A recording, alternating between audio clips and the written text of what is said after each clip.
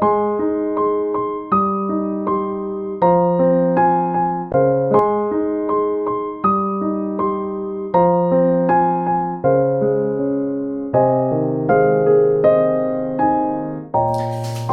my name is Cameron, and I'll be interviewing. Kurt Bringsley? And you are an ex-RCMP officer, is that correct? Correct. It is. Okay. How was your mental state through the years in the RCMP? It was okay. Through my years in the RCMP, I think that I was more affected by things when I left the RCMP. I think that when you're working and you're involved in everything, it's you don't maybe notice or have time to notice that there's things that are bothering you. Yeah. And there definitely was a stigma with having any issues. You were supposed to sort of, fight through any issues that you had. And I think that you had a lot of support from the people you worked with and colleagues. It was definitely more of a family than it is now as well.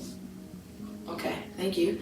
And my next question is, this might be a hard question, but how has the RCMP changed through the years? Like how is there like new rules or anything like that? Well, I think I just touched on it the last question, and that's the stigma for mental health and for members, and that's definitely changed. Which is a positive thing. I think that there's more help now available for police officers that need to speak to somebody, and it's not seen as a weakness. Yes. So I think that's very positive.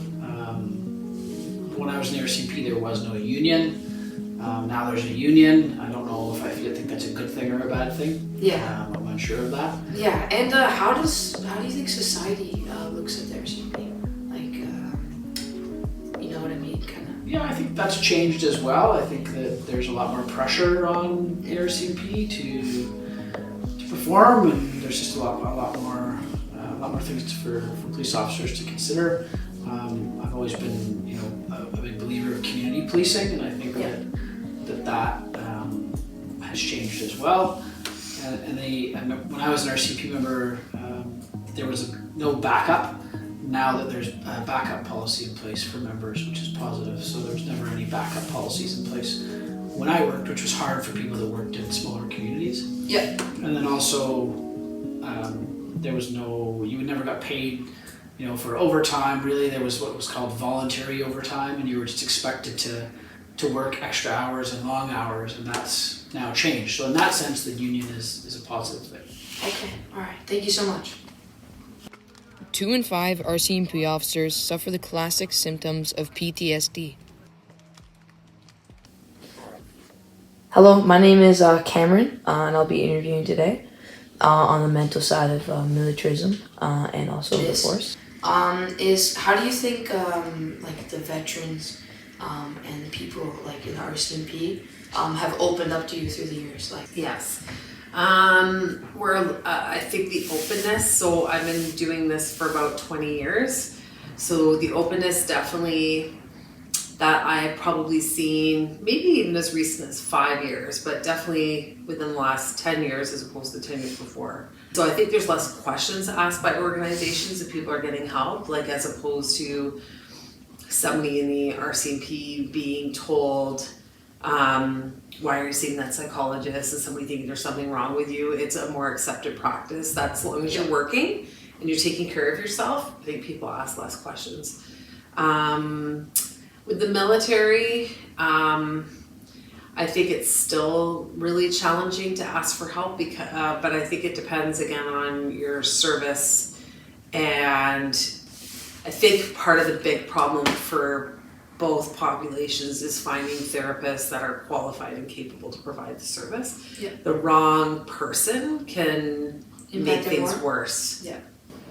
Thank you for watching my documentary, and I would just like to thank Kurt and Nicole for letting me interview them. I took a lot from this experience, but one thing that really stuck out was the way that society looks at the police. I think when I asked a question about how it's changed through the years, they told me basically what I got out of it is that they're adapting to what we need as a community and as like a city and everything. And sometimes I think we look at them and we're really tough on them because what they do for us every day, like imagine a day with no police and the chaos that would break loose. And every time I think about that, I just think we need to, of course, be less hard on the police. And I also think it was great to basically figure out like what goes through their mind and action and everything about that. So yeah, thank you so much.